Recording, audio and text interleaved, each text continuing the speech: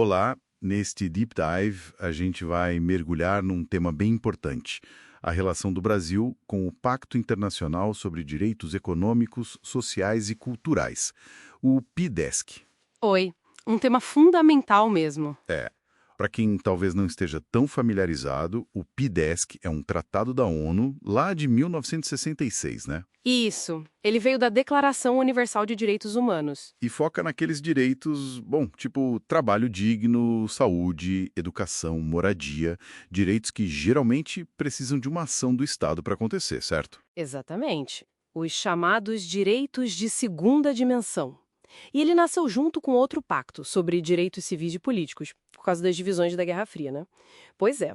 E a nossa missão aqui hoje é entender qual é o peso real desse pacto aqui no Brasil, sabe? Como ele mexe com as nossas leis e, o mais importante, o que isso significa na prática, para o acesso a esses direitos. Vamos ver o que as fontes trazem de essencial. Olha, é fascinante ver como o Brasil trouxe o PIDESC para dentro. Oficialmente foi em 92, com o Decreto 591. Um decreto presidencial, então? Isso. Mas o ponto-chave mesmo é a força que ele tem aqui dentro. O Supremo, o STF, definiu em uma decisão bem conhecida Qual foi? o recurso extraordinário 466-3843. Ali ficou decidido que esses tratados de direitos humanos, como o PIDESC, se foram aprovados antes de uma emenda constitucional de 2004, Certo. eles têm um status supralegal. Supralegal. O que seria isso na prática? Tipo, mais forte que uma lei comum? Exato. Pensa numa escadinha. Constituição no topo. Logo abaixo, esses tratados. E aí sim, embaixo, as leis comuns, as leis do dia a dia. Ah, entendi. Então ele tem força de verdade. Não é só um papel bonito. Dá para usar ele para brigar por um direito, mesmo se uma lei comum parecer dizer outra coisa. Com certeza. Ele serve como um parâmetro para controlar se as leis internas estão de acordo, sabe? Um argumento forte na justiça. Agora, um ponto que sempre dá o que falar é a implementação desses direitos.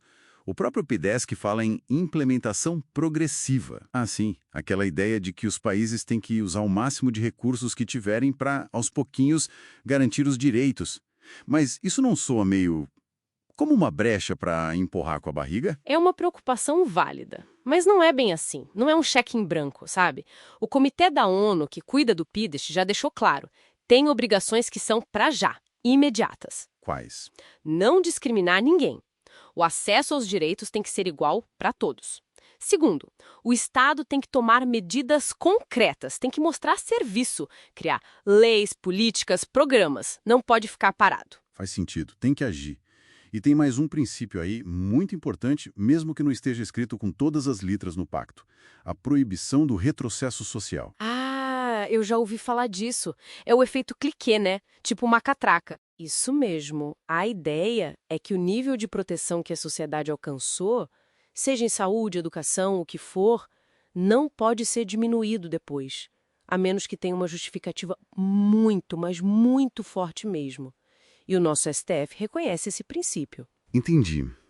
É uma proteção para não andar para trás. Mas ainda me parece ter uma tensão aí. Porque, internacionalmente, a gente ouve muito que direitos civis e políticos são para já, aplicação imediata. E os sociais, do PIDESC, seriam progressivos. Aí é que está a nossa particularidade. A Constituição Brasileira de 88, ela é bem direta. No artigo 5º, parágrafo 1º, ela diz que todos os direitos fundamentais têm aplicação imediata. Todos. Mesmo os sociais, como saúde e educação? Sim, todos. A nossa Constituição não fez essa separação que às vezes rola lá fora. Para ela, direito fundamental é para valer já. Espera aí. Se a Constituição manda aplicar já, e o tratado fala em progressividade, como fica isso na prática? Vira um conflito. É uma tensão constante, né? De um lado, a força da Constituição mandando aplicar. Do outro, a realidade. Muitos desses direitos precisam de dinheiro, de estrutura, é a famosa reserva do possível. Aquele argumento de que não tem recurso para tudo. Isso. Mas essa reserva do possível também não é absoluta. O Judiciário e o STF, principalmente, têm que pesar isso contra a garantia do mínimo existencial. Mínimo existencial. O básico para ter dignidade, né? Exatamente. um núcleo de direitos que o Estado tem que garantir, mesmo com dificuldade de orçamento. Pensa na ADPF 45, sobre saúde. Claro! E estamos falando de coisas essenciais, né? Condições justas de trabalho, seguridade social, um padrão de vida adequado com comida, moradia, isso, e saúde, no nível mais alto possível, física e mental. E educação.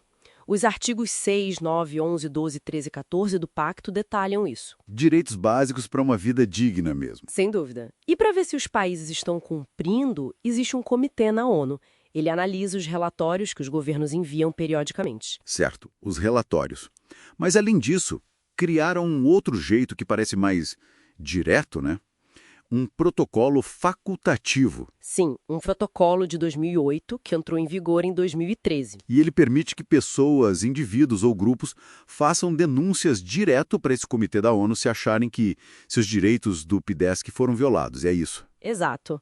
Só que aqui vem o ponto crucial para o Brasil. Qual? O Brasil não ratificou esse protocolo facultativo. Não ratificou?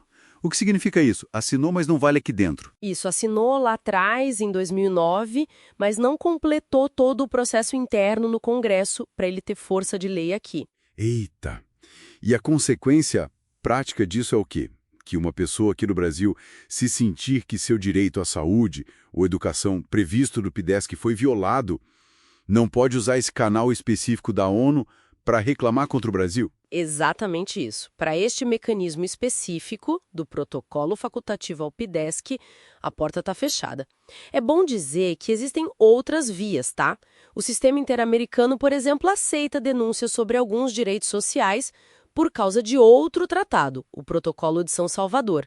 Mas via Comitê DESC do PDESC, por petição individual, não dá. Entendi. Então, para resumir a história toda, o PDESC está valendo no Brasil, tem essa força supralegal, ajuda a interpretar a Constituição, a cobrar direitos sociais na justiça e a frear retrocessos. Isso. Mas essa ferramenta específica de reclamação individual na ONU, sobre ele, essa não está disponível para a gente. Perfeito. Mas é fundamental lembrar, mesmo sem o protocolo ratificado, o pacto em si continua sendo uma ferramenta jurídica super relevante aqui dentro, usada por advogados, defensores, pelo Ministério Público, pelo próprio Judiciário. Ele não perdeu a validade interna. Ok. Fica então uma reflexão para a gente levar daqui, né? Temos uma Constituição forte que fala em aplicação imediata dos direitos sociais, temos um tratado internacional importante, o PDESC, que exige progresso constante e impõe deveres imediatos, mas o país escolheu não aderir ao mecanismo que permitiria ao cidadão comum cobrar individualmente o cumprimento desse tratado na esfera internacional. É uma questão complexa. Pois é, como que a gente equilibra, então, a promessa desses direitos tão importantes com os desafios reais de orçamento, de gestão e com essa ausência de uma via de fiscalização individual internacional específica para o PDESC? Como diminuir essa distância entre o papel e a vida real para garantir que saúde, educação, trabalho digno sejam, realidade para todos? Fica aí a pergunta sobre os caminhos para tornar esses direitos plenamente efetivos, né? Exatamente. Uma reflexão necessária sobre os caminhos para a efetividade.